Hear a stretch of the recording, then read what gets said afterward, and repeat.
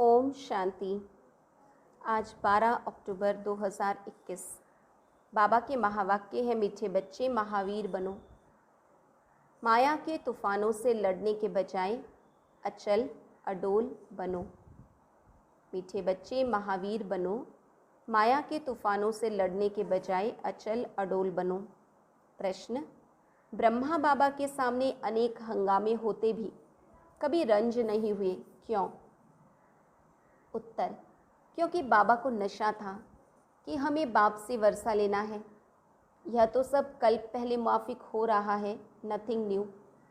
गालियाँ तो सबसे अधिक बाप को मिली, क्योंकि भगवान को भी सर्वव्यापी कहा।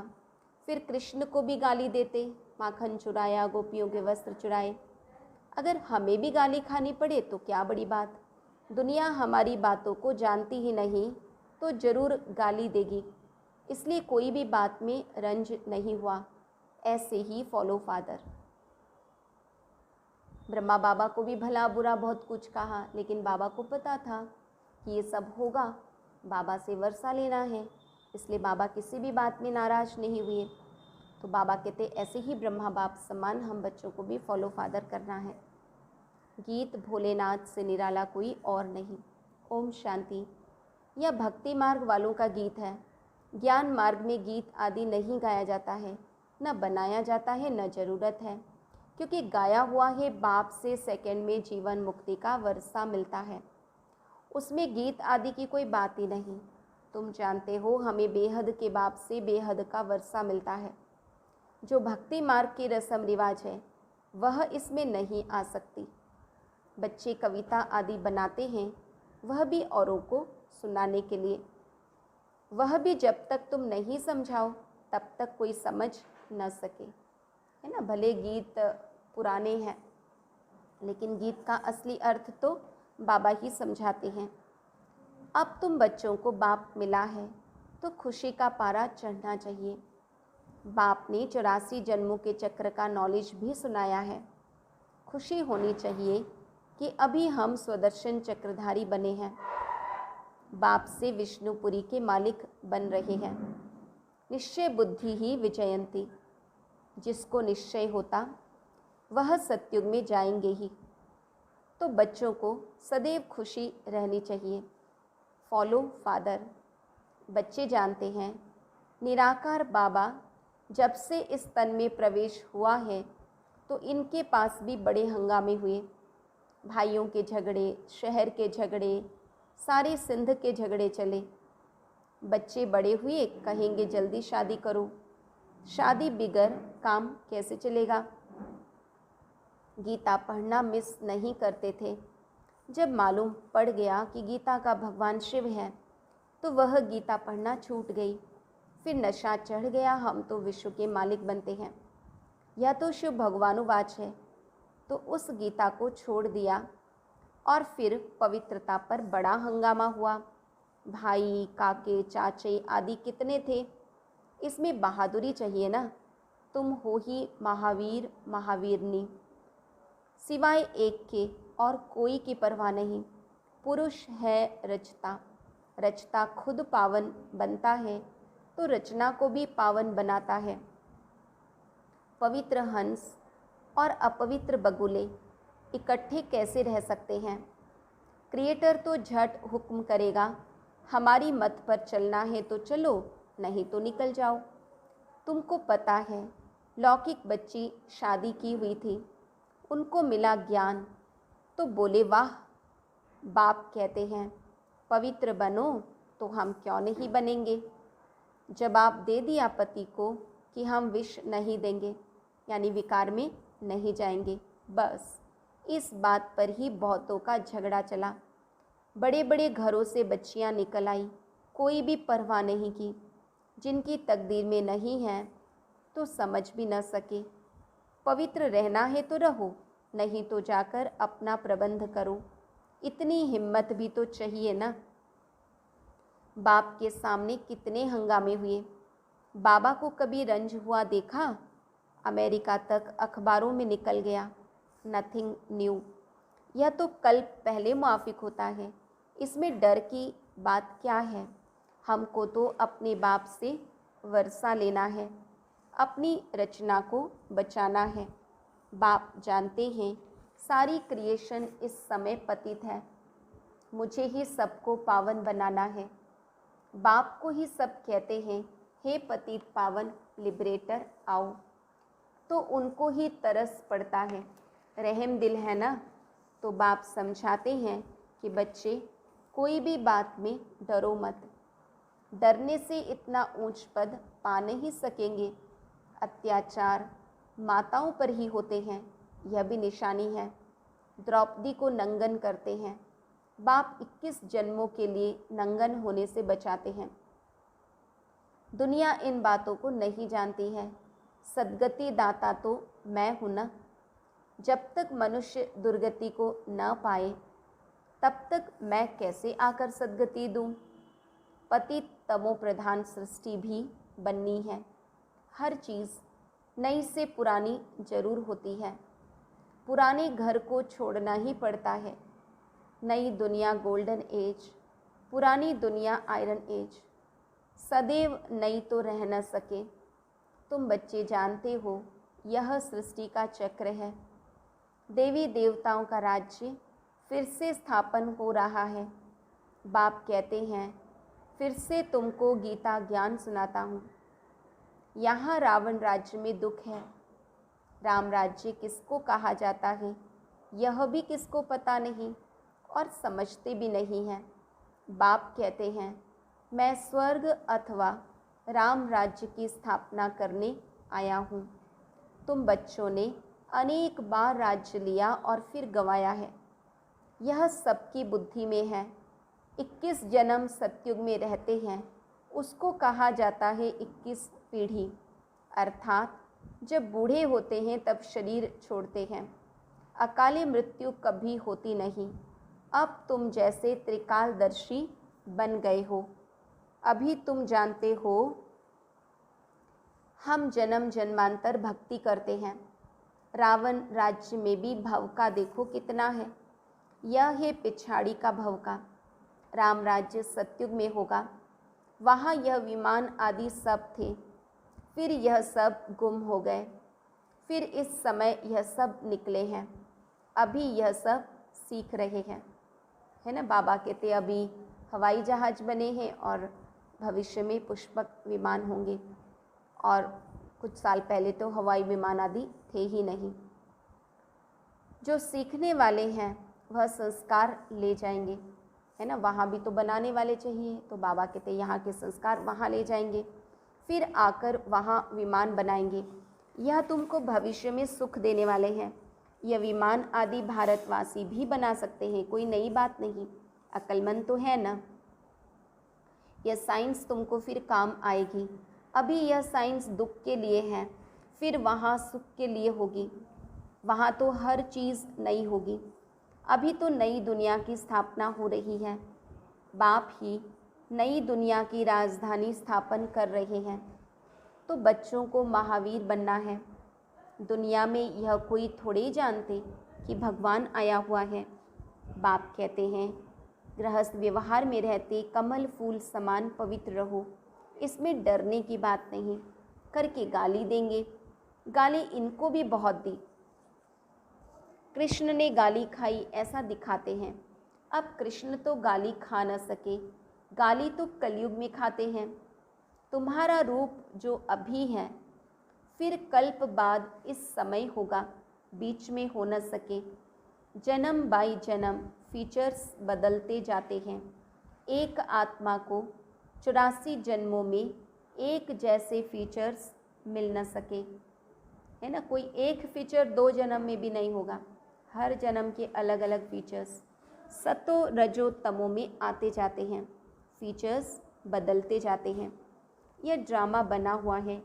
84 जन्मों में जो फीचर्स वाले जन्म लिए हैं वही लेंगे। अब तुम जानते हो इनके फीचर्स बदल दूसरे जन्म में यह लक्ष्मी नारायण हो जाएंगे। तुम्हारी बुद्धि का ताला अब खुला है। अब यह है नई बात। बाबा भी नया, बातें भी नई। यह बातें किसकी समझ में जल्दी नहीं आएंगी। जब तकदीर में हो तब कुछ समझें। महावीर कोई तूफान से डरेंगे नहीं, वह अवस्था पिछाड़ी में होनी है। इसलिए गाया हुआ है, अतीन्द्रिय सुख पूछना हो तो गोप गोपियों से पूछो। बाप आए ही हैं तुम बच्चों को स्वर्ग के लायक बनाने। कल्प पहले मिसल नरक का विनाश तो होना ही है। सतयुग में तो एक ही धर्म होगा। चाहते भी हैं वन्निस हो, एक धर्म होना चाहिए। यह भी किसको पता नहीं है कि राम राज्य रावण राज्य अलग अलग है। यहाँ विकार बिगर जन्म हो न सके, मूत पलिती है ना। अब बाप में निश्चय है तो श्रीमत पर पूरी रीति चलना पड़े ना। हर एक की नब्ज भी देखी जाती है, उस अनुसार राय भी दी जाती है। बाबा ने भी बच्चों को कहा कि अगर शादी करनी है तो जाकर करो। बहुत मित्र संबंधी आदि बैठे हैं, उनको शादी करा लेंगे। तो हर एक की नब्ज देखी जाती है। पूछते हैं बाबा इस हालत में हैं, हम पवित्र रहने चाहते हैं, हमारे संबंधी हमको घर से निकालने चाहते हैं, अब क्या करना है? यह पूछते हो पवित्र रहना है, अगर नहीं रह सकते हो तो जाकर शादी करो। अच्छा समझो किसकी सगाई हुई है, राजी करना है, हर्जा थोड़ी है। हथियाला जब बांधते हैं तो भी कहते हैं यह तुम्हारा पति गुरु है। अच्छा उस समय तुम उनसे लिखवाते जाना, मानती हो मैं तुम्हारा गुरु ईश्वर हूँ, लिखो। अच्छा अब मैं तुमको हुक्म देता हूँ पवित्र रहना है। हिम्मत चाहिए ना, मंजिल बहुत भारी है। दोनों इकट्ठे कैसे रहते हैं यह सबको दिखलाना है। बाबा कहते विद्वान पंडित भी जिसे मुश्किल समझते वो धारणा बाबा कराते हैं। तो बाबा कहते पति पत्नी दोनों इकट्ठे रहकर पवित्र कैसे रहते हैं ये सबको दिखलाना है। प्राप्ति बहुत ज़बरदस्त है। आग तब लगती है जब प्राप्ति का पता नहीं है। बाप कहते हैं इतनी बड़ी प्राप्ति होती है तो एक जन्म पवित्र रहो तो क्या बड़ी बात है। हम तुम्हारा पति ईश्वर है, हमारी आज्ञा पर पवित्र रहना पड़ेगा। बाप युक्तियाँ बता देते हैं। भारत में यह कायदा है, स्त्री को कहते हैं तुम्हारा पति ईश्वर है, उनकी आज्ञा पर चलना है, पति के पांव दबाना है, क्योंकि समझते हैं लक्ष्मी ने नारायण के पांव दबाए थे। यह आदत कहाँ से निकली? इन झूठे चित्रों से। सतयुग में तो ऐसी बातें होती नहीं। श्री नारायण कभी थकेंगे नहीं जो लक्ष्मी को पांव दबाने की ज़रूरत पड़े। बाबा कहते नारायण कब थकता है क्या जो लक्ष्मी बैठ पांव दबाएगी? थकावट की बात हो न सके, यह तो दुख की बात हो जाती है। वहाँ दुख कहाँ से आया? तो कितनी झूठी बातें लिख दी हैं। बाबा को छोटेपन से ही वैराग्य रहता था, इसलिए भक्ति करते थे। बाबा बच्चों को युक्ति बहुत अच्छी बताते हैं। कोई बच्चे को संबंधी तंग करते हैं, अच्छा शादी कर लो, स्त्री तुम्हारी हो गई। फिर कोई कुछ कर न सके, आपस में मिल पवित्र रहो, कंपेनियन हो गए। विलायत में बूढ़े होते हैं तो संभाल के लिए कंपेनियन रख देते हैं। सिविल मैरिज करते हैं, विकार में नहीं जाएंगे। अब तुम जानते हो हम एक बाप के बच्चे हैं, आपस में भाई बहन हो गए, दादे से वर्षा लेते हैं। बाप को बुलाते भी पतित दुनिया में हैं।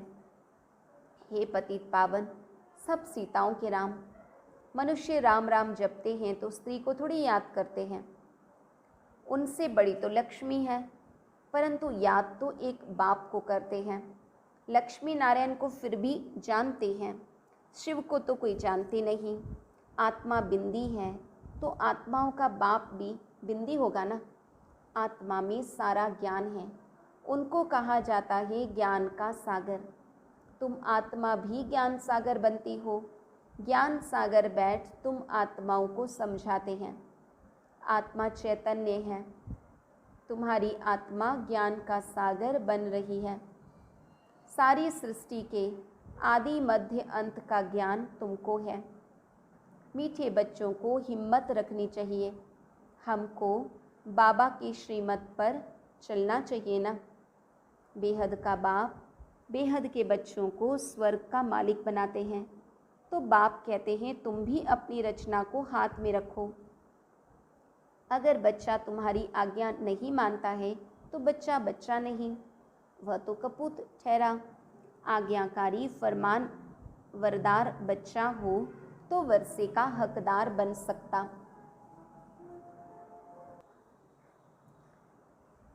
बेहद का बाप भी कहते हैं मेरी श्रीमत पर चलेंगे तो तुम ऐसे श्रेष्ठ बनेंगे, नहीं तो प्रजा में चले जाएंगे। बाप तुमको नर से नारायण बनाने आए हैं। यह है सच्ची सत्यनारायण की कथा। तुम राजाई प्राप्त करने आए हो। अब मम्मा बाबा राजा रानी बनते हैं तो तुम भी हिम्मत करो। बाप तो जरूर आप समान बनाएंगे, प्रजा बनने में ही राजी नहीं होना चाहिए, पुरुषार्थ करना है। हम बाप से पूरा वर्षा लेंगे, वारी जाएंगे। तुम उनको अपना वारिस बनाएंगे तो वह तुमको 21 जन्मों के लिए वर्षा देंगे। बाप बच्चों पर वारी जाते हैं, है ना। बाबा बलिहार जाते हैं बच्चों पर और बच्चे बलिहार जाते हैं बाप पर। बच्चे कहते हैं बाबा यह तन मन धन सब आपका है, आप बाप भी हो तो बच्चे भी हो। तुमेव माता च पिता तुमेव। एक बाप की महिमा कितनी बड़ी है। दुनिया में इन बातों को कोई नहीं जानते, भारत की ही सारी बात है। तुम बच्चे जानते हो यह वही 5000 वर्ष पहले वाली लड़ाई है। अभी स्वर्ग की स्थापना हो रही है, तो बच्चों को सदैव बहुत खुशी में रहना चाहिए कि बाबा आकर हम बच्चों के लिए स्वर्ग की स्थापना कर रहे हैं। भगवान ने तुमको एडॉप्ट किया है तो तुमको खुशी होनी चाहिए। फिर तुम बच्चों का बाप श्रृंगार कर रहे हैं, पढ़ाते भी हैं।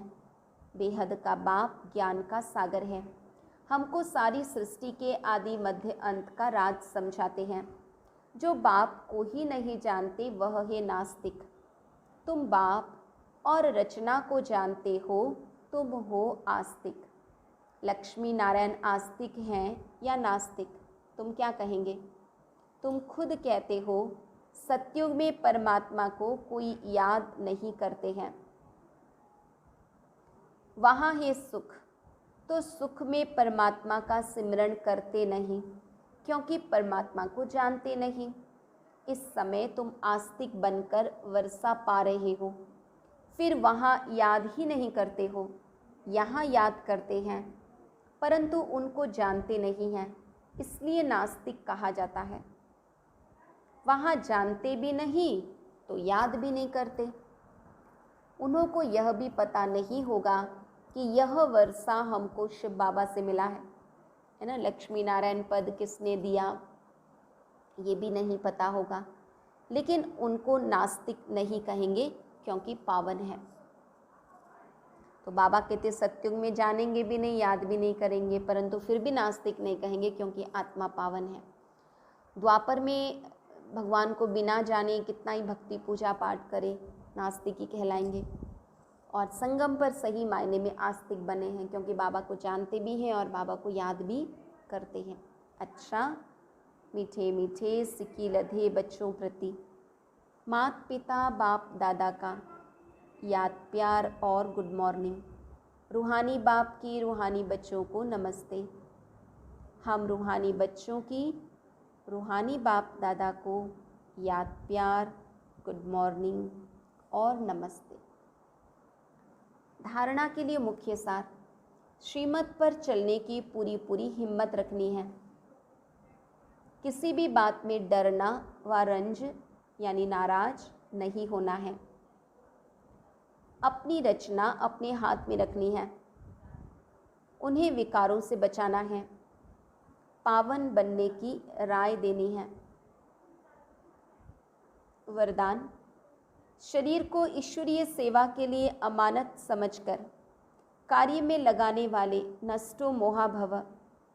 जैसे कोई की अमानत होती है तो अमानत में अपनापन नहीं होता, ममता भी नहीं होती है, तो यह शरीर भी ईश्वरीय सेवा के लिए एक अमानत है।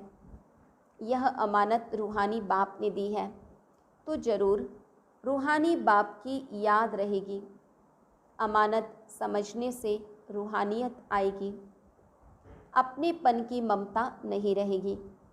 यही सहज उपाय है निरंतर योगी नष्टो मोहा बनने का। तो अब रूहानियत की स्थिति को प्रत्यक्ष करो। शरीर को ईश्वरीय सेवा के लिए अमानत समझकर कार्य में लगाने वाले नष्टो मोहा भव। स्लोगन: वानप्रस्थ स्थिति में आना जाना है, वानप्रस्थ स्थिति में जाना है तो दृष्टि वृत्ति में भी पवित्रता को अंडरलाइन करो। बाबा ने कहा वानप्रस्थ स्थिति में जाना है तो दृष्टि वृत्ति में भी पवित्रता को अंडरलाइन करो। अच्छा, ओम शांति।